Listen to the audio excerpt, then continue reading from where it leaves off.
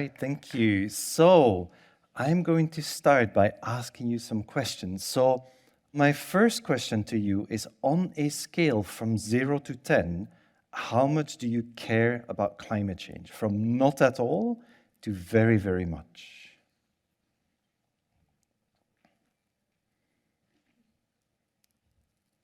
Excellent, those responses are coming in fast, so let's look at the results. Wow, look at that, so high. You're all here for a reason. You're in good hands today. You're going to have an awesome time. So let's look at the second question. How much concern, worry, fear, or anxiety do you feel about climate change? Again, on that scale from 0 to 10, from none to very, very much. Okay, so let's have a look at those results again. All right, a bit wider spread than before, still quite on the high side, right? Okay, so for the next question, I would like you to keep your phones to hand, don't put them aside yet, but I first would like you to take some time to think of a moment in the past when you tried to take an action because of climate change, but you were unable to complete it. Think about what your action was, the reason that you couldn't carry it out, and how that made you feel. And I'll give you a little bit of time to think in your own mind to find an example of that. Wow, that must have been the first time there was silence on a TED stage. Okay, so I hope you all found an example. What I would like you to do next now is to type in the Mentimeter, how did this moment make you feel? A word or a couple of words that capture your feelings in that moment.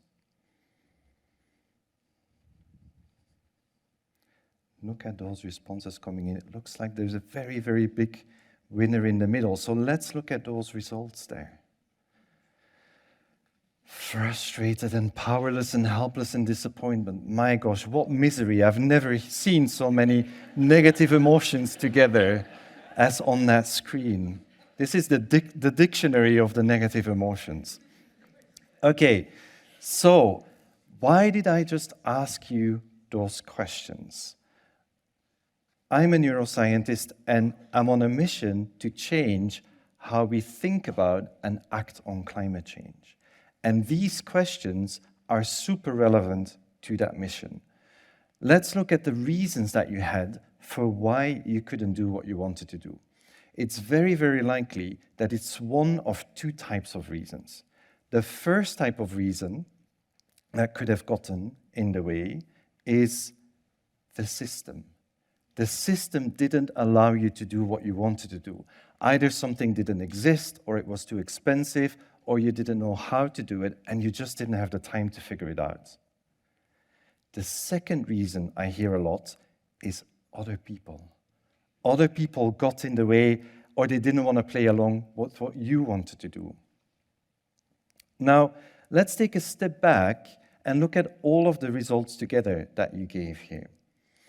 Despite those very high levels of care and concern about climate change, many of you can think of examples of moments in the past where that care and concern did not translate into action, where something got in the way.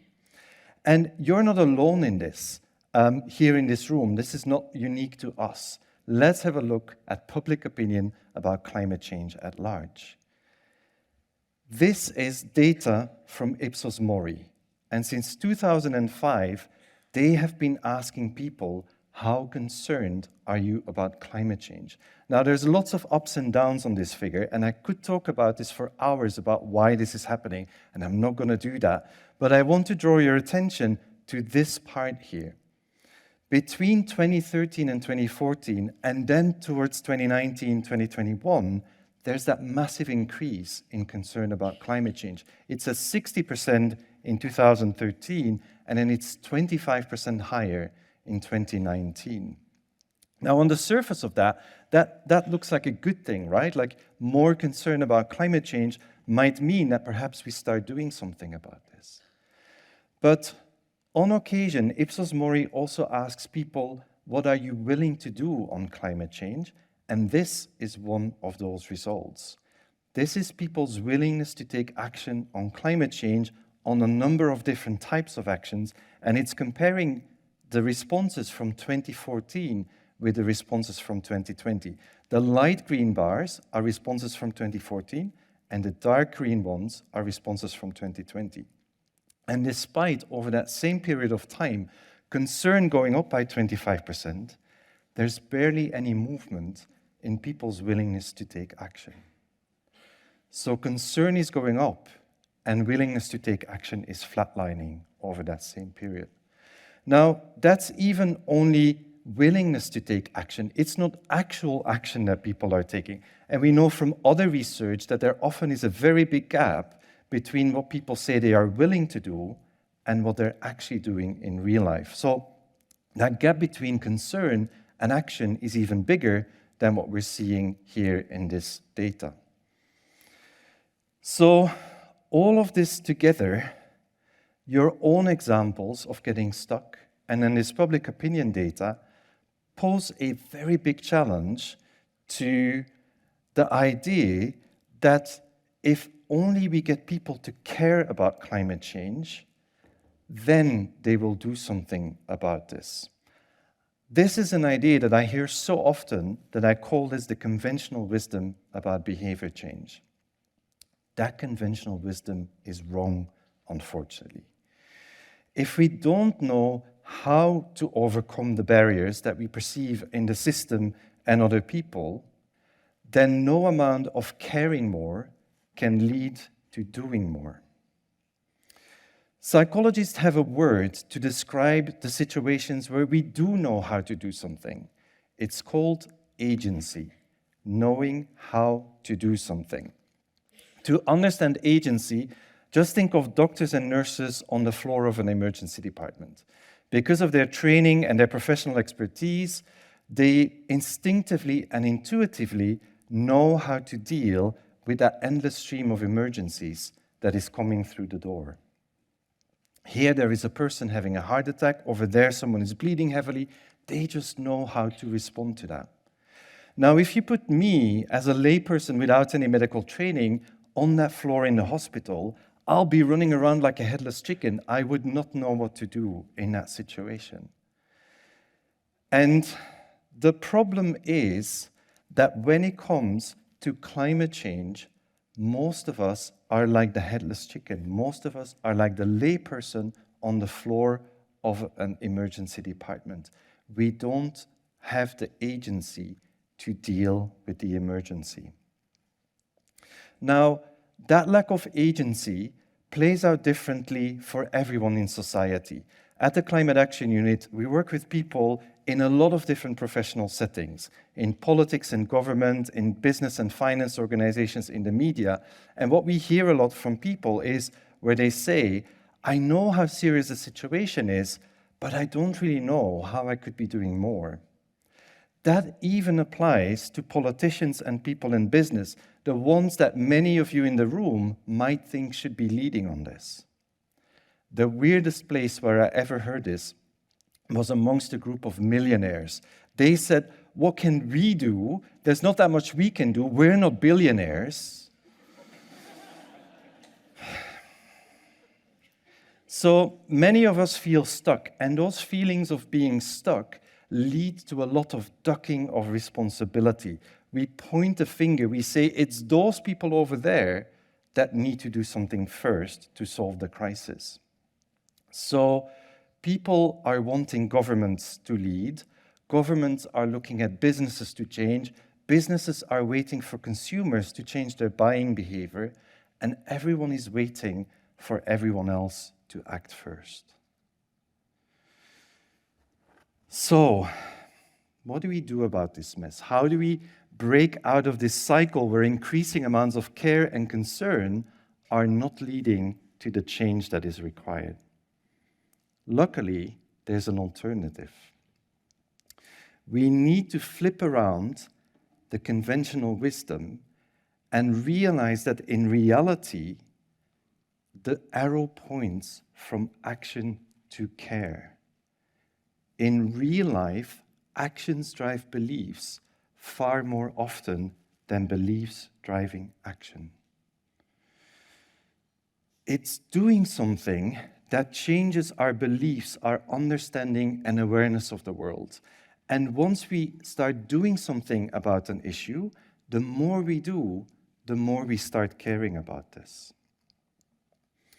One of the reasons why it works that way is when you do something for the very first time, you often get some feedback from the world around you. So either you discover that this lack of confidence that you had, that is actually misplaced and that you really can be doing this thing that you didn't know you had in you. Or you get some feedback from people around you who say, you know, that thing you did, that's really very, very good. And so the more we start thinking about this, the more we take these actions, the more we learn about our ability to make change happen. And that then makes the next action also possible for us to identify. We start to see how we can be doing more. And that then means that action starts to inspire further action and eventually leads to the development of real agency, like the doctors and nurses in the emergency department. Now, you all have examples of this in your own life, perhaps outside of climate change, where you started to do something, and simply by starting that doing, you discovered what it was that you could be doing next. So, how do we apply this recipe at scale?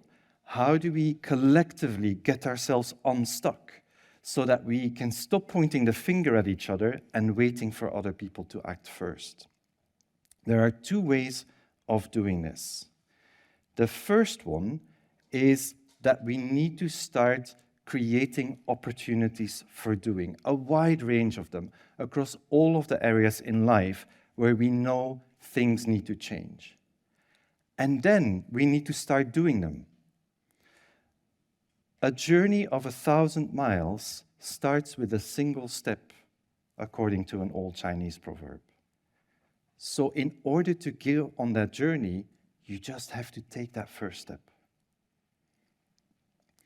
The second way that we can apply action inspires action is by telling stories of doing, telling stories of action. And one of the reasons, or the main reason why this is so important, is because of something that psychologists call social learning. Most of our own agency comes from seeing other people solve a problem. My favorite example of that is Greta Thunberg. In 2017, she saw students in Florida after a school shooting take to the streets, and she said to herself, if they can do that on the school shooting, then I can do this about climate change. And so she went and sat in front of the Swedish parliament, and the rest is history. So even Greta's action was inspired by the actions of other people, even outside of that domain of climate change. And then once she took that action, she inspired lots of other people too. And that's really what we need to do with these stories of action. We need to create that sense of, if they can do it, then so can I. And that's across all areas in society where we know that something needs to change. So it's for the politician who discovers for the first time how they can do something. It's for people in business and finance organizations. It's for our millionaires who are feeling powerless at the moment. It's for civil servants, for engineers, for lawyers, for journalists, for people working in the media, for teachers and farmers. Every time one of us discovers how to do something for the first time, we need to tell that story so we can motivate other people too. And that's not the same as telling people what to do. It's not saying, well, because I now discovered how to do this, you have to do this too.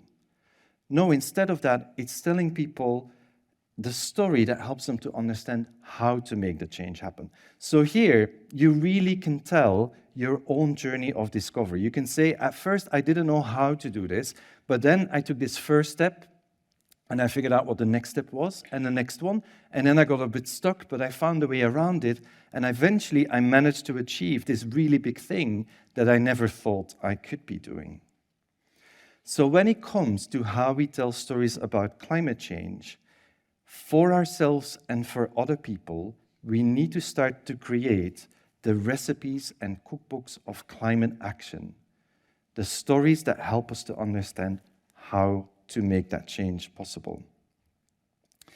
And once we start doing that, we will start changing climate change from, or our perception of climate change, from this big scary thing that's paralyzing us into something that collectively, all of us together, know how to do something about. We'll be able to develop the collective agency to deal with the emergency. Thank you very much.